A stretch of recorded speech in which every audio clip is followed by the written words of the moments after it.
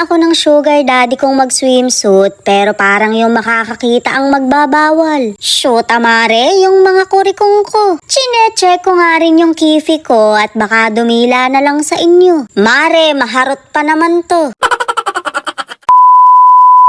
Loko, buba ang atake ko. Huwag kayong magpapalin lang dahil foam parumpam lang yan. May water activity nga kami ngayon kaya pinayagan ako ng sugar daddy kong mag-two-piece. Nakikita nyo ba yung nanay ko nakakayak pa papunta rito? Pinahirapan mo pa sila kuya, manong nilipad mo na lang. Ayun si Tagilid pinipilit na huwag maging kwento. Galingan mo at baka kabod na lang maging tagapagmana si Kutuhin. Mare, hindi pa nga niya natitiran yung pinapagawang bahay niya. Atake rin talaga yung outfit niya today. Na para bang siya si Lito Atienza. Mahal kong Maynila. Siyempre nakatupis din yung nanay ko pero hindi niya mailathala. Hindi dahil sa kurikong, hindi lang siya pinayagan ni tatay. May aagaw pa ba kay nanay pag nakitang nahati ang katawan niyan, tatakbuhan din yan. Manananggal yarn. Umakyat nga kami dito sa itaas ng bangka para makapag-picture-picture. Alam nyo na, kunwari nagmamahalang pamilya. Sayang talaga mare at hindi nyo makikita yung hotness ng nanay ko. Napakaalindog pa naman yan dahil dati siyang member ng Bomba Star. Wala na, may paepal ng may 10 patong na foam.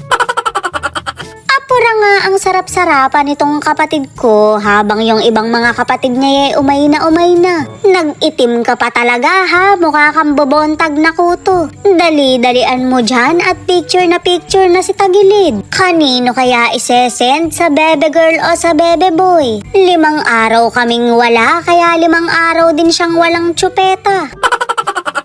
Ayaw naman po niyang maglubay, nakita na yung kurikong niya nung mga nasa likuran. Di ni nga'y tinuruan na siyang mag-pose para matapos na ang kahibangan. Napagkalakas ng hangin, baka lumipat na lahat kay kuya yung kuyumad mo. Sarap talaga ng babaeng to, pakiabot nga yung paddle. Napakadami nyo dyan, wala man lang humataw.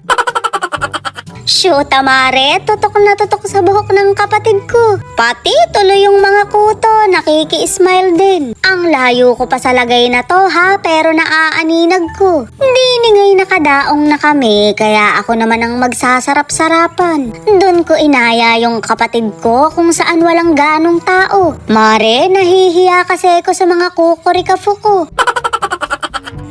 Galing ko na nga yung balabal ko pero chine-check ko muna yung kifi ko. Mare, baka kabod na lang kasing mandila. Yung nabili ko kasing two-piece napakakipot pala ng punja. Na para bang nasa harapang tibak. Yung totoo, T-front yarn.